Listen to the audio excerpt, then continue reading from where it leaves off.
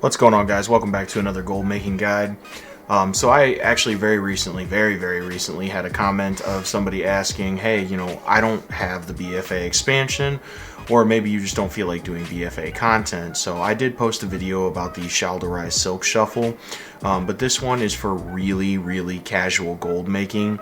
And in the comment, he inquired about doing Iron Docks, which is a Warlord of Draenor content.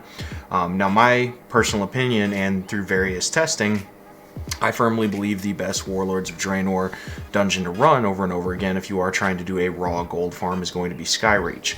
And it's for a couple reasons. The main one, though, is there is a teleport at the end of the instance, which brings you right back to the front, effectively meaning you can get back in there quicker. And doing the Warlords of Draenor farms, if you're not specifically farming transmog or for mounts or a certain item, you're trying to get raw gold through selling the different blues that drop off the bosses or the greens throughout the instance. And because the instance is so quick, it's an average of about 4 minutes per run, maybe less if you're on a high mobility character like a demon hunter. You're just able to kill the bosses so quickly and sell those blue and occasionally warforged epics in order to get, really good items, that sell for 30 and 40 gold a piece. So what you want to do is you're actually going to head over to the Spires of Draenor, and what you'll do once you're here is you can fly over to the Apex excavation site in the Spires, and you're going to go right in here to Axefall area, and this mountain is actually where Spires of Arak are. Now, once you get to the instance, remember, once a day you can do it on Mythic and Heroic difficulty. After that, you just reset and farm it on Normal. And you're going to see a clip of me running the instance here in a second. And then at the end, we'll total up everything. Peace. So when you get in here, you're going to fly through this RP event. It's kind of silly. It doesn't take too long, though, and you're going to transport to the front of the instance. When you get in here, you're going to aggro the mobs. It's important that you don't kill them right away, because you don't want to waste time looting one or two on your way to the boss. So just run them up to the first boss. Now, later on in the instance, there's a few mobs that do a really annoying thing called Banish, which acts similar to like an out-of-combat ability, to where it'll actually take you out of combat and cause the mobs to reset. It doesn't happen often, especially on a level 120, just because your resistances to lower levels are high enough that you really don't get banished.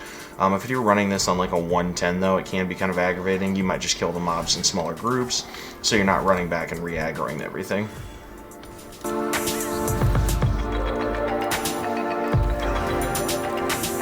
You also have to deal with these little arcane familiars. They can be kind of aggravating because they're constantly lagging behind, and they will keep you in combat, but just pay attention and they'll eventually catch up to you.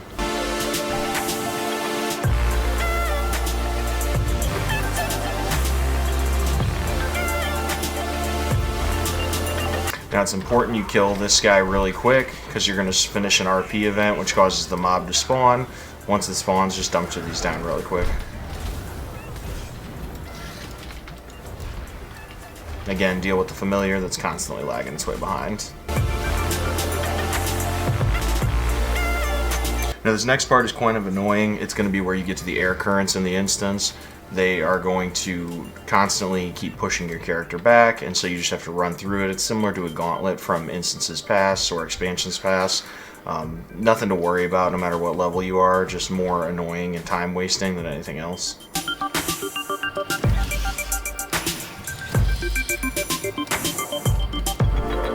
Now, when you get up to this platform, what you're going to want to do, especially if you have some type of character with a movement increase, is you're going to want to kind of keep this at an angle.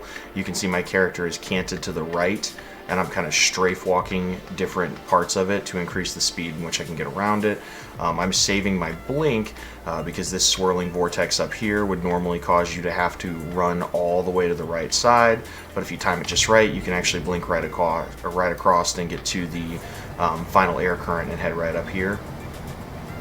This part of the instance, I usually will actually just kill the mobs rather than to group them all up, because these do the banish, and it takes no time at all just to run in and hit them real quick and move out.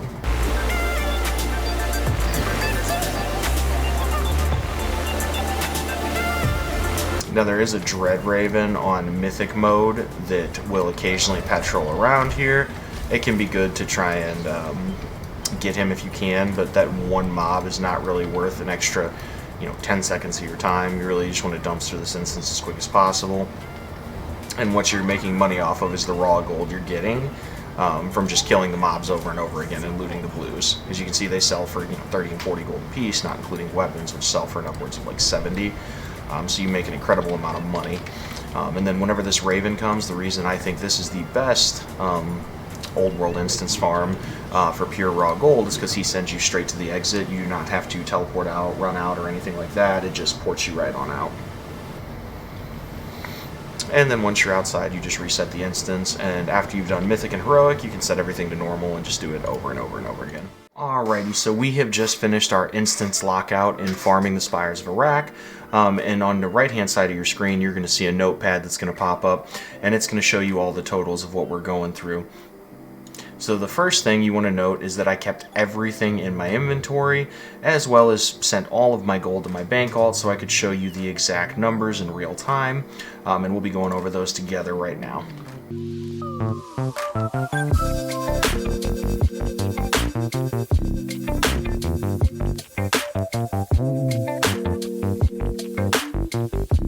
So for this farm, in 10 runs, which took approximately 48 minutes and about 3 minutes to sell everything for a total time invested of 51 minutes, I looted 1,086 gold and 32 silver raw from the mobs. The gray vendored items sold for 343 gold and 94 silver. Now the big money you make from this is the items you sell that drop throughout the instance for a profit from the bosses. Those total 2,652 gold and 36 silver. With a 51-minute time investment, that's about 85% of an hour. The total estimated gold per hour is 4,695 gold and 1 silver. That's assuming you continued running this for another 9 minutes, which is about 2, maybe 3 runs, depending on how fast you are. But realistically, you can only actually do 10 of these per hour. So realistically, you're looking at about 4,000 gold per hour, give or take, but it's pretty accurate to about 4,000 gold. This is a very easy farm to do, even on a level 110 character, pending you have the right mobility. So if you are looking for something that's quite a bit more casual and not necessarily, a time investment that you have to pay attention to, this is a really good gold farm.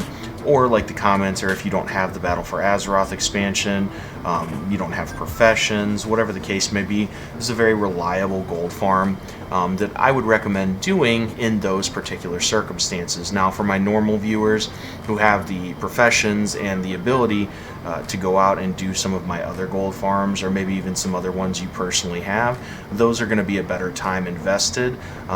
But for these certain circumstances, this is absolutely a really good gold farm. In my opinion, much better than Iron Docks. So without further ado, I hope you guys enjoy. Please like and subscribe. It is free to subscribe. Have a good one.